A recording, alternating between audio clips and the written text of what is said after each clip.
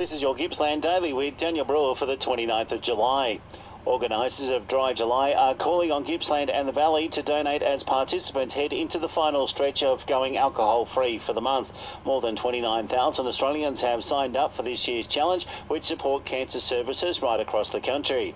Dry July Foundation CEO Gillian Odbert says your donations helps a lot of locals. Many of the programs and services that Dry July funds are actually located in regional areas across Australia where services are often more limited. So by donating to Dry July, you can really make a very real difference in the lives of people affected by cancer in your local community. So if you'd like to support us, then head to dryjuly.com and donate. The Victorian Government and the Victorian Multicultural Commission have announced that nominations are open for the Victorian Multicultural Awards for Excellence. Sam College reports. Now in its 23rd year, the awards recognise the outstanding efforts of Victorians who promote cultural diversity, inclusion and community harmony. Victorians can be nominated for undertaking either paid or voluntary work, with award recipients set to be honoured at a ceremony at Government House later this year. This year's awards include 14 categories covering sport, youth leadership, the Multicultural Honour Roll and the Premier's Award for Community Harmony. Further details can be found on our website. Sam College, Ace Radio. This week is Donate Life Week, and Gippsland and the Valley residents are being encouraged to take action and register to be an organ and tissue donor. 80% of Australians say they support organ and tissue donation. However, only around 36% are actually registered as a donor.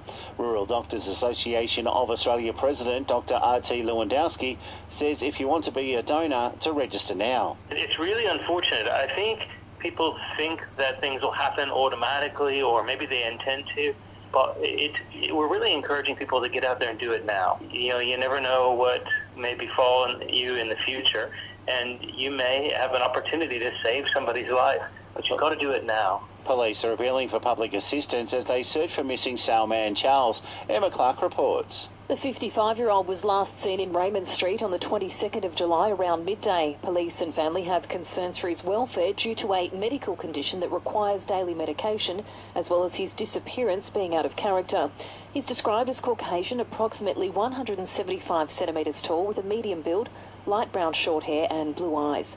Anyone with information is urged to contact Sale Police. Emma Clark, Ace Radio. A new campaign is urging older residents across Gippsland and the Valley to take charge of their health and understand the risks associated with RSV.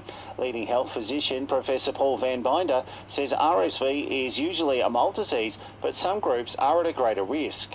We've known for some time that RSV is a very severe infection in young children. What we've come to recognise more recently is that those people with chronic diseases, lung disease or heart disease or diabetes, and those people over the age of 65 are also more likely to end up with severe disease. Federal member for Gippsland Darren Chester has expressed anger following another accident at a dangerous intersection. A car and a bus collided on Thursday afternoon and there have been many near misses. Earlier this month, the state government changed the speed limit from 70 to 60 kilometres an hour.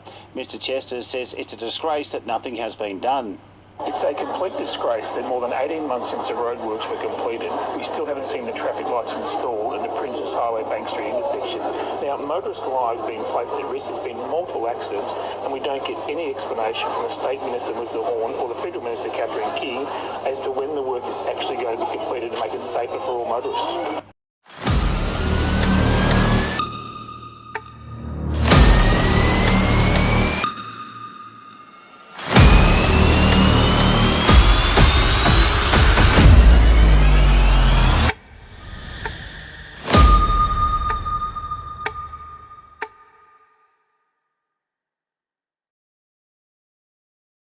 In sport, East Gippsland football results with Rod Twining. Wyong moved to second on the ladder when they accounted for Lucknow in a 2-point thriller. In the other game, Stratford defeated Lakes Entrance by 93 points, while Boston Rovers defeated Lindenau by 6 points, and Boysdale Braggalong defeated Painesville by 173 points. In Gippsland League football, Morwell bounced back following their shock loss last week, defeating ladder leaders Lee and Gafford by 22 points, 8-8-56 to 4-10-34. Moe had an 11-point win against Druin, 5-6-36 to 3-6-25, while Thaggy had a convincing 49-point win against Maffra, 13-8-86 to 5-7-37. Sale upset to Ralgan by 3 points, 10-6-66 to 9-9-63, and Bairnsdale 10-14-74 defeated Warragul 6-14-50. And after 18 home and away games, Gippsland United finished third in Big V Division 1 men's basketball after they defeated Warrandyte yesterday afternoon in front of their home fans, 104-85. Jalen Wimberley and Ben Barlow with 28 points apiece, Cody Tibbles with 21. And that's your Gippsland Daily with Daniel Brewer for this 29th of July. For 25 years, Aussies have been powering their passion with Battery World. So if you're hitting the open road, on your next outdoor adventure, or simply taking pride in a job well done, there's only one place to go, and that's Battery World. Traralgon Toyota certified pre-owned cars. LMCT 12130. For Gippsland and the Valley, TRFM weather. We have a strong wind warning for the East Gippsland coast tonight and a frost warning and warning to sheep graziers through the entirety of Gippsland.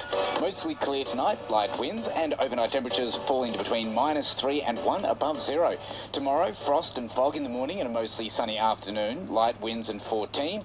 Wednesday, frost and fog in the morning, mostly sunny and a top of 14. And Thursday, partly cloudy, slight chance of showers and a top of 15. Right now, it's 9 degrees.